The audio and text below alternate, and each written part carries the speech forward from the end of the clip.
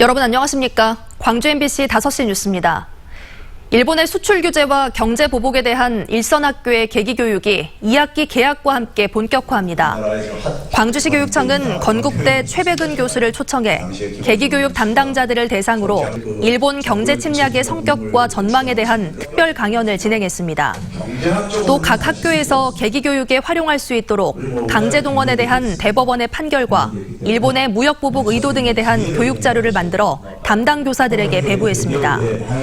교육청과는 별도로 전교조 광주지부도 일본의 경제 침략을 주제로 계기교육을 진행할 예정입니다. 11월 14일로 예정된 수능시험을 앞두고 마지막 모의고사가 광주 전남에서도 치러졌습니다.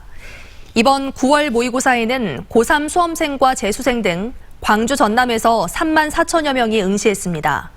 광주 전남 시도교육청은 이번 모의고사를 통해 수험생들이 실력을 객관적으로 측정하고 오는 6일부터 시작되는 대학 수시 모집에 지원 전략을 세우는 데도 활용하기를 바란다고 밝혔습니다. 조선대 강동환 총장이 새 총장 선출을 위한 절차를 중단시켜달라며 법원에 가처분 신청을 냈습니다. 강 총장은 자신의 지위가 유지될 상황에서 대학 측이 총장 선거를 강행하는 것은 위법이라고 주장하고 있습니다. 앞서 지난달 말 조선대 법인이사회는 새 총장 선출안을 의결했고 이에 따라 모레 후보 등록을 시작해 10월 안에 새 총장을 선출한다는 방침입니다.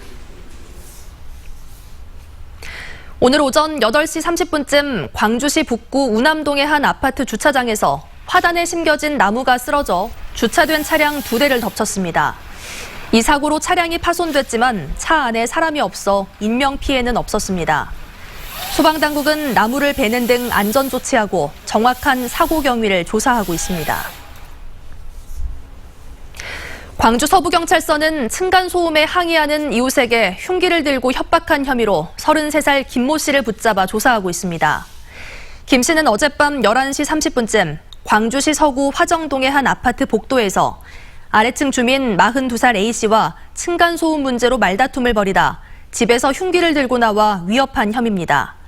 경찰 조사 결과 김 씨는 아래층 주민 A씨가 심한 말을 해 홧김에 이 같은 범행을 저지른 것으로 드러났습니다. 광주시 북구가 오늘 전남대에서 청년 등 구직자들을 위한 취업 박람회를 열었습니다. 이번 박람회에는 광주은행 등 지역의 26개 기업이 참여해 채용 정보를 제공하고 현장 면접을 통해 구직자를 채용했습니다. 또 한전과 SK 등 공기업과 대기업 인사 담당자가 참여해 취업 정보 상담에 나서기도 했습니다. 올해로 11회째를 맞는 국제기후환경산업전이 김대중 컨벤션센터에서 개막했습니다.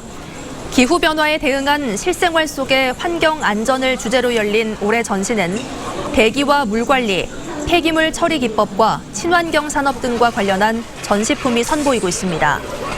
또 중국과 인도 등 10여 개 나라 구매자들이 수출입 상담회에 참여하고 관람객들은 환경 안전사고와 재난사고에 대처하는 방법을 배울 수 있습니다. 현대 조각과 공예의 만남을 주제로 한 전시가 국립아시아문화전당 문화창조원에서 내일 개막합니다. 공작인이라는 제목의 이번 전시에는 서도호 작가와 양혜규 작가 등 7개 나라에서 유명 작가 14명이 참여해 수공예 기술을 바탕으로 구현된 현대 조각의 예술성을 다양한 방식으로 제시할 예정입니다. 25년 만에 발견된 안중근 의사 숭모비가 원래 위치인 광주 중회공원에 다시 세워집니다. 광주시는 안중근 의사 숭모비를 중회공원 안중근 의사 동상 근처에 재건립하기로 하고 이토 히로부미 저격일 하루 전인 다음 달 25일 제막식을 열기로 했습니다. 안중근 의사 숭모비는 지난 1987년 광주공원에서 중회공원으로 자리를 옮긴 뒤 1995년에 돌연 사라졌다가 올해 3월 나주의 한 석재상에서 발견됐습니다. 제13호 태풍 링링이 북상하면서 자치단체마다 재난대응 태세로 돌입했습니다.